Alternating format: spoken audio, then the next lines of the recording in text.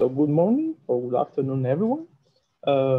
Today, we are going to host Dr. Frieder Kaiser, which is currently a postdoctoral researcher at Queen's University.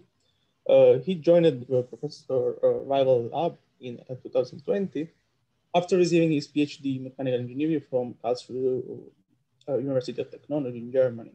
And he also received his bachelor and master degree in the same university. His research interests at this moment include bio-inspired vortex dynamics and optical flow measurement techniques. And this topic is involved in several international collaborations. In particular, during his PhD, Dr. Kaiser investigated flow instabilities and turbulence during vortex formation and decay. As a postdoc, he has been studying a novel particle tracking approach for large-scale measurements and signal estimation for sparse sense of data, where the latter will be the subject of his talk today. So the talk is going to be recorded. So if you don't want to show yourself, please turn off your cam. And question time will be at the end of the talk. So just you can write in the chat or turn off your microphone and talk with that. So, okay, everything is settled, and Frieder, the floor is yours. Okay, thank you, Giovanni, for the introduction. Today I want to start off our talk with this lab mascot, which should be flying. Yeah, now he's finally flying over our screen, enjoying the good weather. And we want to see how this little bird is controlling flow and how he's able to actually fly those maneuvers, even in gusty and challenging environments. This work I'm presenting, most of it I did together with Giovanni, who just introduced me, and David Rival, the professor at Queen's University, where I am the postdoc. So if we take a look at this little sparrow, we see that he's producing vortices with every stroke of his wing, having pretty complex vortex dynamic, which are influenced by a variety of factors, all influencing his current lift and drag. And even though this is just one simple example of bio-inspired locomotion, there's already a lot of different factors influencing the lift and drag of the sparrow. For example, the shape of the propulsor. We saw the wing wasn't rigid at all. It's flexible. This also influences vortex formation significantly. Then, of course, there are the kinematics. In particular, for leading edge vortex formation, it's really important that you can, when you rotate the wing around your own body, then you will be able to stabilize the leading edge vortex and sustain lift. And of course, across actually a large variety of swimmers and flyers, the wake dynamics are very important, characterized by the Struhl number. And they basically are really important for the efficiency of the propulsion. And then there's the matter of turbulence. This is what I worked on during my PhD, but will not be today's topic. But today we will actually more talk about what happens if, in addition to all this complexity, the little bird gets a gust or a wake flow, so unsteady boundary conditions that actually influence his aerodynamic lift and thrust. So how is he able to control this? And one factor that was found, which is really important, is that those animals, not just the sparrow, but a lot of different animals, have sparse, or not so sparse actually, like have sensors on their body, which they use to capture the flow. And for one example is, for example, the housefly, which has like 98% of their neurons are actually used to process different sensors they have all over their body. While they only use, I think, 3,000 neurons to actually control their wings. So there really is, the focus is on very dense measurements. Another example is, for example, the bat. There's this amazing paper by Straving, D'Angelo, and others who did maybe ethically questionable things, but scientifically very interesting. They removed the hair of the bat's wings and then saw that before they were actually able to maneuver super efficiently and get like very tight fly very tight curves, while after removing this hair, suddenly the behavior changed significantly, showing that these hairs on their wings are important for the control of the flow. Then there's, of course, the prominent example of the lateral line of fish. Probably everyone here knows this. And more examples of swimmers and flyers who are monitoring the flow with multiple sensors in real time. So the question is now, can we mimic this and can we use it for flight control? And for example, estimate the instantaneous loads with combining this sensor data. And so we need some method to connect those measurements to our load estimate. And I wasn't the first one having this idea. There's a lot of great work out there. For example, for attached flows, I want to just cite two papers. One is of Thompson and others who said, okay, let's just, when we measure the pressure and the shear stress at enough locations that represent the flow good enough, then we can actually simply linear map those measurements to a load. And then there's the work of Wood and others who use an artificial neural network to determine different quantities of the flow, like the airspeed or the angle of attack on their attached profile. A little bit more challenging was the problem that was or a lot more challenging probably, was attacked by Provost and others. They used some coupled models, in the center a modified Gorman-Kavrov model to control the roll moment of this delta wing, even for separation, so weakly separated flows. And then there's this amazing work by the group of Eldridge, where in a series of papers, they use artificial neural networks and some models to estimate the leading edge suction parameter, which is basically a quantity that determines how much vorticity is shed into the flow from the wing, only using sparse sensor data. And we wanted to see what can we do when we actually go into three-dimensional separated flows and into experimental data. How far can we come when we increase the system complexity to that extent? And we figured we need some kind of network of the pressure data that we collect on our wing. So now I went from sensor to pressure. In our case, it's pressure. And maybe a model to help us to get those load estimates. And to gather some first experience, as a master student of ours, Louis, he's also attending, so hi.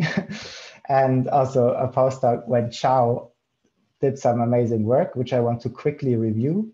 So they took a delta wing that has an array of 15, actually 16 pressure ports, of which we used 15 pressure taps to monitor the flow. We put this delta wing into our towing tank facility, and we started at different initial conditions, so different angle of attacks. So these visualizations are basically just the initial condition of the flow and steady motion. And then we simulated different gusts of different strength and also different gust types.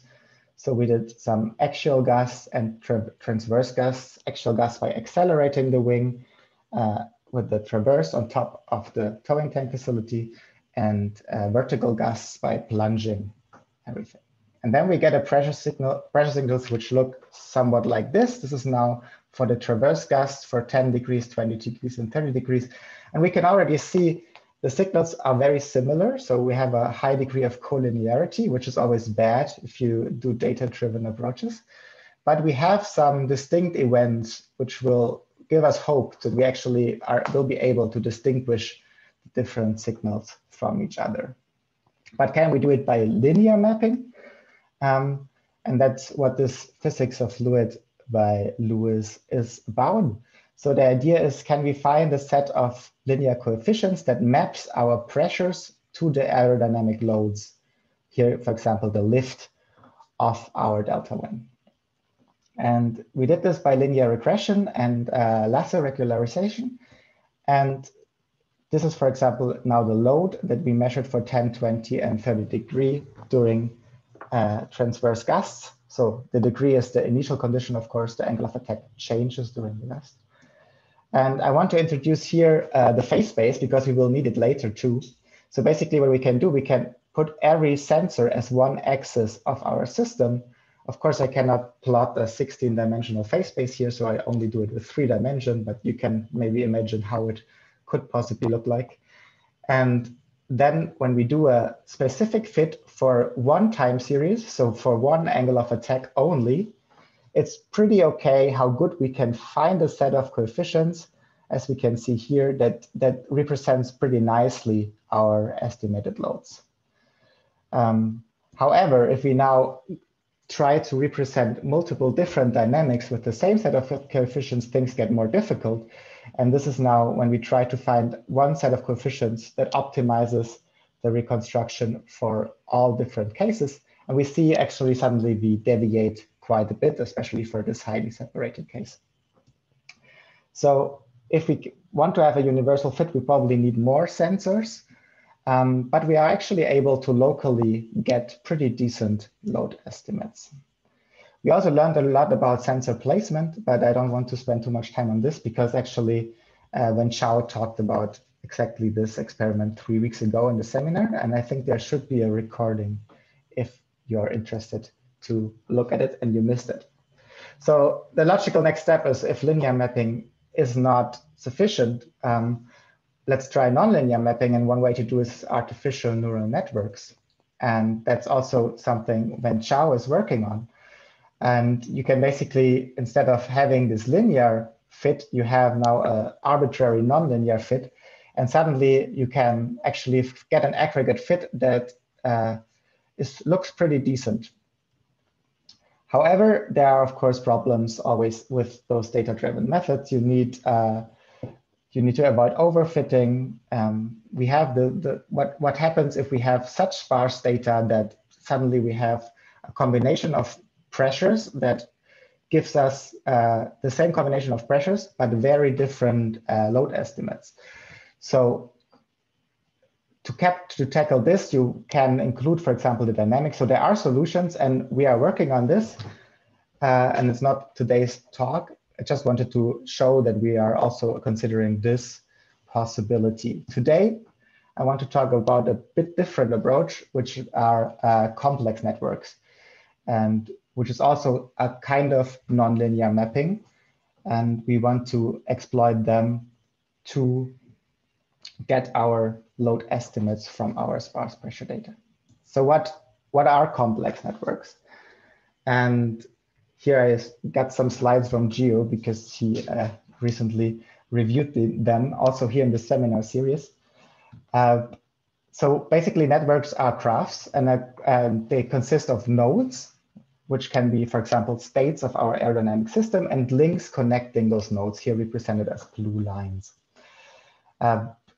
Here's a few examples of how these graphs can look like. You can basically just say, okay, we have a connection between two nodes without any direction. We can give this connection a direction, or we can even give the connection a weight, which gives some kind of information about the system that we are looking at. So then what are complex networks? Complex networks are basically when we increase the dimensions, when we get very large networks. They often arise from real-world complex systems and have non-trivial topological features. And I just want to show one beautiful example here that Nature published on their anniversary, which basically is a citation network with each of the nodes representing a publication, each of the colors representing a field, and each of the edges representing a citation. So meaning if you are in the middle of this, you probably have a lot of citations. Okay, so network science is not just used in fluid mechanics. One very popular example probably in the last year is how you can model epidemic spreading with this, but there's a lot of different fields which use them. And in fluid mechanics, recently it got more and more attention. And actually to review all of this work would be a talk by itself that actually exists. It was done by Gio in last October. And if you prefer reading, he also published a review on this recently. Today, I just want to talk about one specific type of complex networks. And this is transitions networks, because this is the type that we are using. And transition networks, they have their roots in Markov chain theory. So basically, we interpret transition matrices as graphs, and our nodes represent states of our system, and our links represent the transition probability. So one example, actually, when I learned about this, what I found in a nice explanation on YouTube is one state could be what can you eat today in your cafeteria. It could be a burger, it could be a pizza, or it could be fries. And then based on what you eat today, there's a probability that tomorrow there will be a different food. So if you then have this transition network, you can basically estimate if you want to maybe go to the groceries after work and cook something nice for you tomorrow, because tomorrow will be pizza again or something like this. A bit better example maybe from fluid mechanics is this amazing paper from Kanpairu, and he used the transition networks to reconstruct signals, and he did this by basically training his transition network with a time series and making different quantiles for different values of his time series, and then calculating the transition probabilities, so how likely it is to go from one quantile to another. And then he was able to perform random walks in his transition network and thereby reconstruct a signal that has very similar,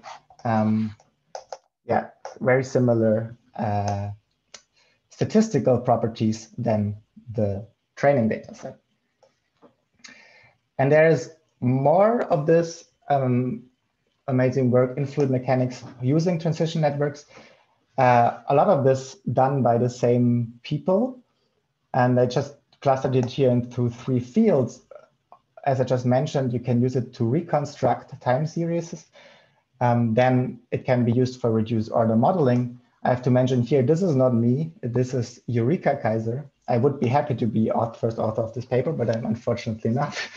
And then, but it's probably the closest to what I'm trying to do today, or we are trying to do today, is this amazing work by Aditya Nair and an all-star team. I should have actually listed those names around him, who were able to make a flow control system for this 2-dimensional separated flow, only using the instantaneous drag, lift, and the temporal derivation of the lift, and thereby estimating the present state, and then finding a flow control model to control this flow and reduce drag significantly. I think it was a crazy number, about like 40% or something.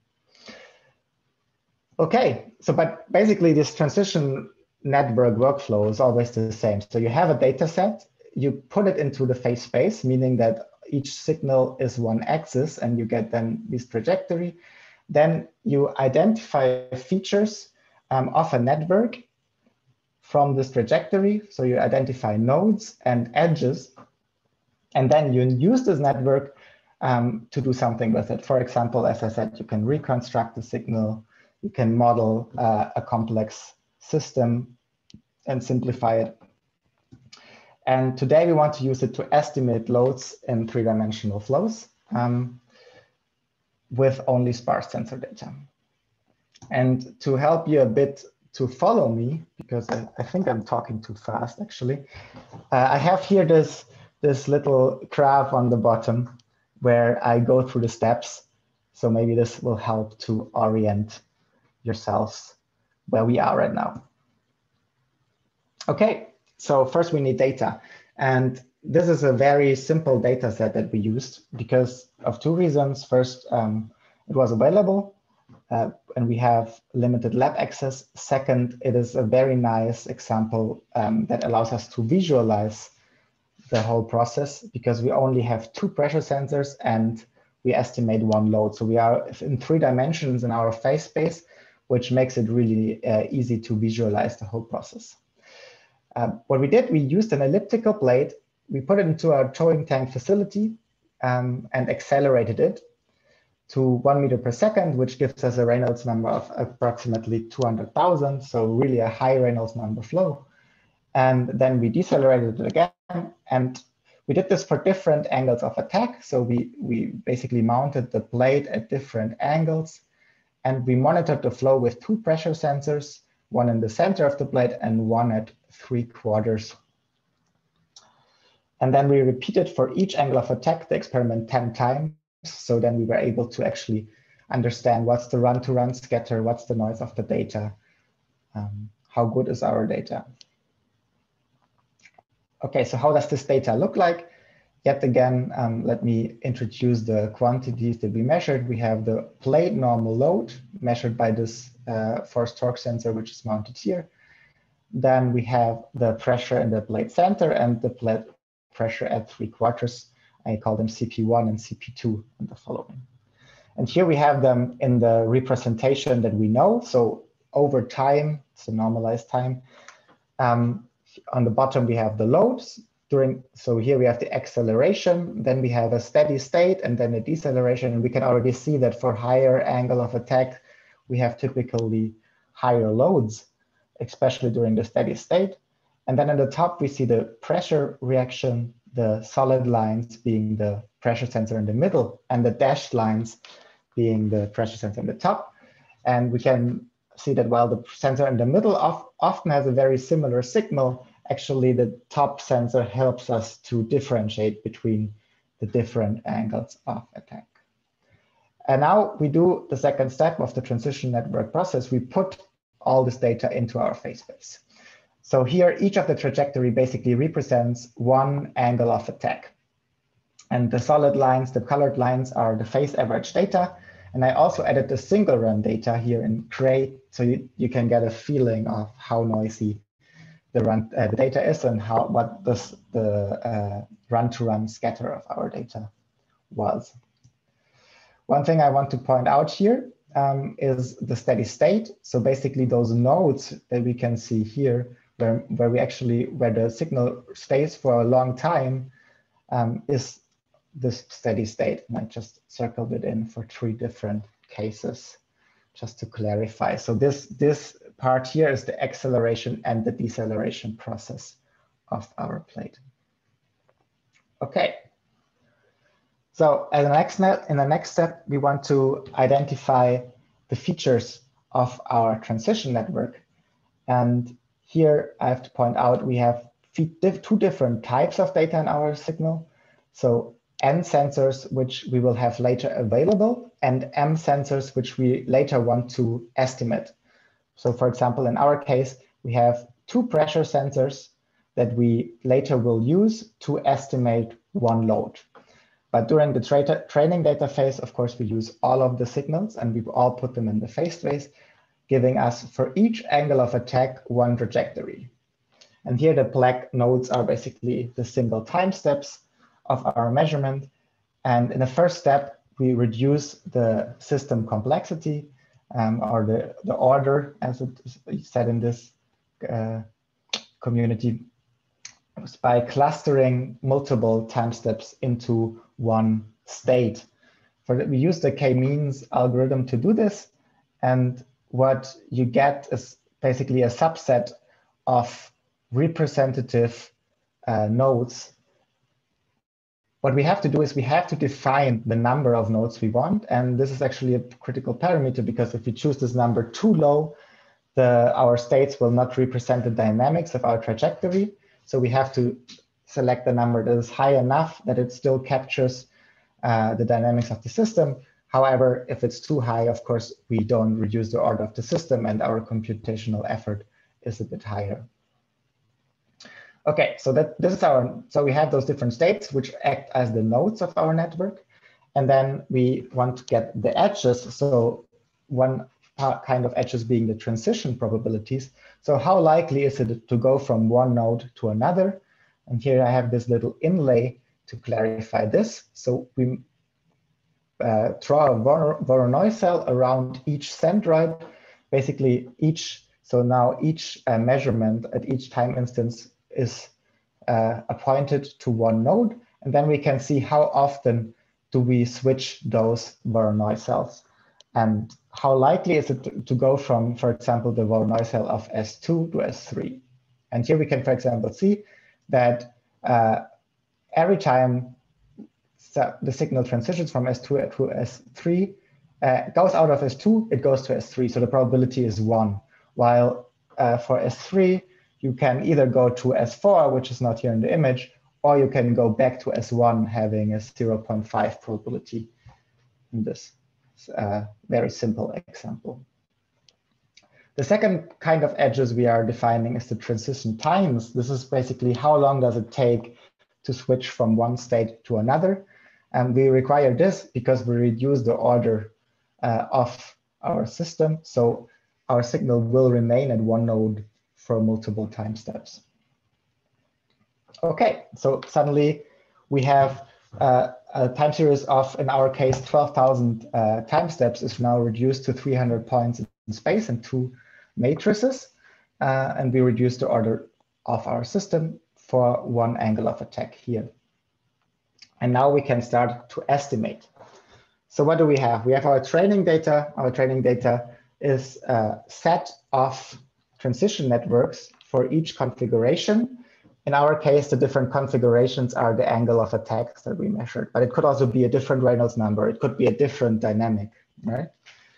Then we get, in addition to our transition networks, we have real-time input. I call it test data. And then we are trying to estimate a load in our case. Okay, so first, a very, very simple approach. We call it nearest neighbor validation. So before we can use a transition network, we have to actually have a source node. So we have to initialize our algorithm somehow. Here again, our phase space. Here, 2 of our trained transition networks. And we go in with our first measured pressure and identify the nearest neighbor of this signal in our 3-dimensional phase space, in this case being this node. So this is our initial node. And now we can actually start to go through our transition network and follow the trajectory through time. So there are 2 options. Either we stay at the same node when the transition time that we just calculated is not yet full, or when it's time to transition, we will switch to the next node and change our state. So basically, we would follow the trajectory of this angle of attack until infinity. However, that's why we have this validation step. So we basically predict the state of at the next time, and then we go into the system. We put into our system our new measurement signal, and we basically validate if our estimated state is the real state of our system or not. And we do this by allowing an error radius that when it's within the error radius, we say, okay, it's valid. We go back and do the next transition. And if it's not within the error radius, we have to reinitialize and maybe find a novel trajectory that we can follow that maybe represents the system dynamics of the real-time system that we're trying to estimate better, right? So how does this look in our example? And I start off with the really artificial use case, which would never happen in real world. We estimate the identical signal that we actually put into our training data. And yeah, we set the error radius here to the standard deviation of our run-to-run scatter averaged over all runs. But this is a minor detail in this case. And we can now here see in the video that our estimated path is following very, very nicely our trajectory of our transition network, which is obvious because it's identical to the data set that we trained, right? So we are able to follow. And also, if we go into this well-populated region, which is actually a bit dangerous for our approach, because here we have many ambiguous states, meaning similar pressures, but different loads, the system is still able to follow this trajectory and basically using the memory, okay, I'm at this angle of attack, following this trajectory all to the end and getting a very nice load estimate. Here plotted in red in comparison to our actual test data, so the measured load that we didn't use for the reconstruction, for the estimation in black. We can basically also see here in the beginning, we were a bit off until it found the right trajectory, and then it basically was able to follow it until the very end. So we can reconstruct pretty nicely, which is good, but it's not what we want to do. We would actually want to use it in the real world, right? So how robust are we to noise? Can we basically, if the same case that we trained our system with happens with noise, will we still be able to reconstruct it? And that's the next step that we're trying to validate. And this is this video. So in black, we have the actual measured signal, which the system only gets the pressure information and then uses the transition network to estimate the load in real time. And we saw already that sometimes our algorithm resets. So sometimes because of the noise, we step out of bounds and the algorithm resets. But overall, the signal estimation is still pretty okay. But what happens if we go into this region full of ambiguous states? We suddenly realize we get more problems. It's still able to follow the signal pretty nicely, but for example, here we had this outlier, which then of course directly results into these jumps in our load estimate. Okay, but you cannot train every possible configuration, right? So we also have to be able to estimate signals, meaning to get signals that were not included in the training data. And we can do this by, why do I write random wrong? I don't know. Okay, we can do this by following, using the transition networks again, but this time just feeding it with a signal of an alpha that was not included in the training data. So we start off with this 45-degree angle of attack. So this black line is what we want to reconstruct, but it's not in the training data. So what will happen is the system will try to follow, but it can't. And uses basically the next closest angle of attack most of the time to still get at least some estimate of what is going on. So it's still approximately we get our signal, but it's not perfect. It gets even worse when we go into our well-populated regions. So now we see we have multiple jumps, multiple resets of our algorithm, and we have a very discontinued load estimate.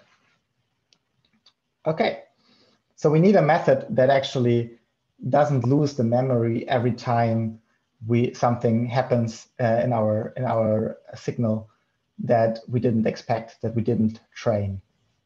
And that's what the next method is about.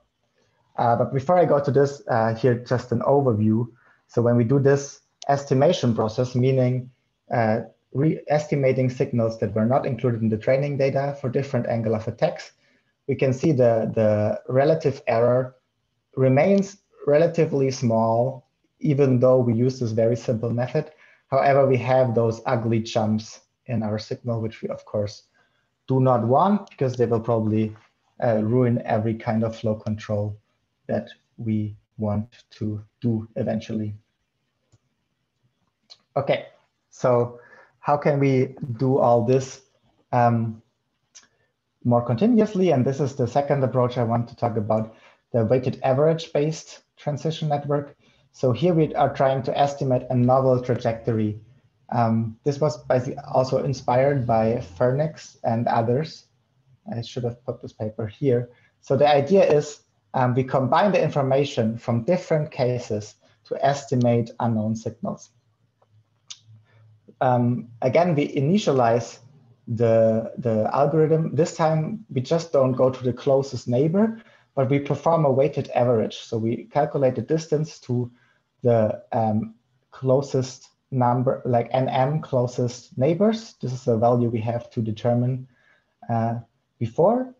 And then we take a weighted average with the weights being the inverse of the distance to get our initial state. So now we have an initial load estimate given our initial pressure measurements. And this we can now use to go through our transition networks. So first, in the first step, we have to find our closest neighbors to do a weighted average.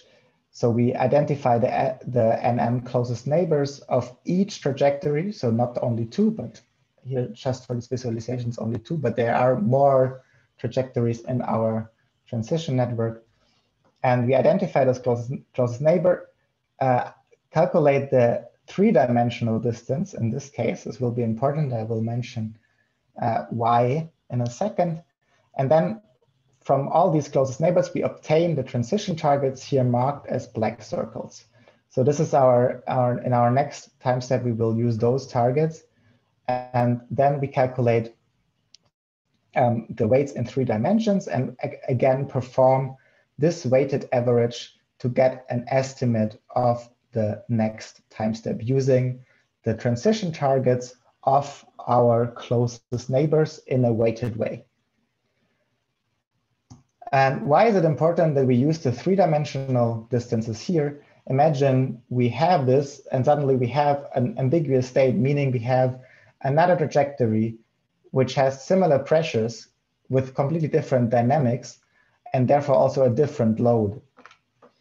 Then if we would just take an average of our 2-dimensional distances, suddenly we would get a bias and suddenly our estimate would show us very high loads, while we clearly know from the history of our reconstruction that we are in the dynamics of these states down here.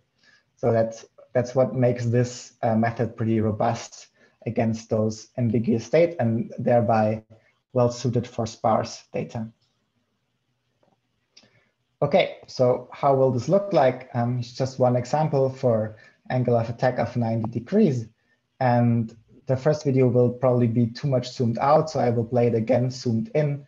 You can see basically in real time how it's always looking for the closest neighbors, forming those links with your load estimate from the last time step and the real-time pressure input, and then forming those links, creating the weighted average of the transition target, and thereby going through time. Let me zoom in on this so it's maybe a bit more clear.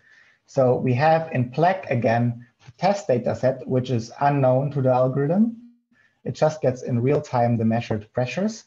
And we have as a red path, we have our estimated path, which will slowly form over time. And as a red circle, we have the current pressure measurements combined with the load estimates of the last time step. So we move through time. It always looks for the closest neighbors, performs this weighted average, and thereby is able to at least closely resemble this test data set in a way. It's not perfect, and there's still a lot of room for improvement, but it's a first try, which gives us a pretty good estimate of the load over time. And also, if we do this for other angles of attack, yet again, the angles are not included in the training data that we are trying to reconstruct. We see it works pretty nicely as long as we have cases on both sides. So meaning we have cases on both sides of the phase space where we can actually perform a weighted average. When we go to the edges of our data set, so for the 45 or the 130 degree angle case, the weighted average doesn't work that great anymore, and suddenly we get larger errors. So here we might have to use some extrapolation or just simply accept that we are out of bounds where we actually can apply our method. Okay, yeah, I have already talked too long, so let me summarize quickly what we learned today, or what I learned in the last couple of months. So we are able to estimate unknown signals, signals that are unknown a priori with this network method by combining information of signals that are known. We showed we can be pretty robust to noise. I didn't stretch this enough. We always use single run data, except for the very first example that I showed, to do our estimates. So the data that we used to do our estimates was pretty noisy. It was not the phased average data. It was smooth with a moving average, but it was still of a single run. It shows to be a pretty versatile tool where we can actually tune the methods pretty nicely to whatever we want to do. We can use real-time input. So we use the real-time input of the pressures to constrain the estimation process and thereby get better better estimates of the load. It works pretty nicely with sparse data. I mentioned, for example, this how well it deals with ambiguous states. And what I didn't stretch enough until now is that this transition network has the possibility to act as an interface between different types of information. So we can also include different sensor types. We can include the input from another model. And the second thing is, which is pretty nice, it's not a black box. So we can actually see what is going on in there and optimize in our model. Yeah, so I'm optimistic that we might have found our connection, at least a start of it. And I think it's a pretty exciting start where we can build upon to get this link between sparse pressure data and load estimates. And we want to, of course, combine this in the future with the output of aerodynamic models, which then, of course, has to suit the respective application case. Okay, who didn't understand everything of my sometimes incoherent talking is invited to read a maybe better structured version of what I just presented. And we just put it on archive. It's basically the same content as of this talk, but very shortly and concisely summarized on 10 pages. So feel free to look it up. What's next? We want to include statistics into our training and estimation process to become even more robust to noise. As I said, right now we are smoothing the data with a moving average. Maybe we can get rid of that in the future. And we want to include information of topological vortex networks. This is together with Dr. Melissa Green, who's our co-PI in the AF-OSR grant that I will acknowledge in a second. And we are also planning to do an experimental campaign, which will be pretty big. So we got a new vertical actuator, which is now able to perform very fast and strong accelerations, and also is able to perform pitching and plunging movement at the same time. Here, shout out to Lin Kai, I think he's here, who constructed this nice actuator. And we have a new two-dimensional ST7003 profile. And we also have, again, our delta wing profile, so we can do this for 2- and 3-dimensional flows. We also got some new pressure sensors with better noise signal-to-noise ratio than the old ones. And we are planning to do a very large test matrix, which will help us to test both the artificial network approach, artificial neural networks of Dr. Wen-Chao Yang, and also here the future modifications and improvements of our transition network approaches. Yeah, I want to acknowledge the support of the Air Force Office of Scientific Research under the program manager, Dr. Craig Abate. And again, want to mention that you can read everything that I just tried to explain also online. So thanks a lot for listening. I hope I wasn't too fast or too unclear, and this topic was interesting to you. And if there are questions, I'd be very happy to answer them. Thank you very much, Frieder. You're perfect in time, and thank you for brilliantly illustrated the recent efforts of our group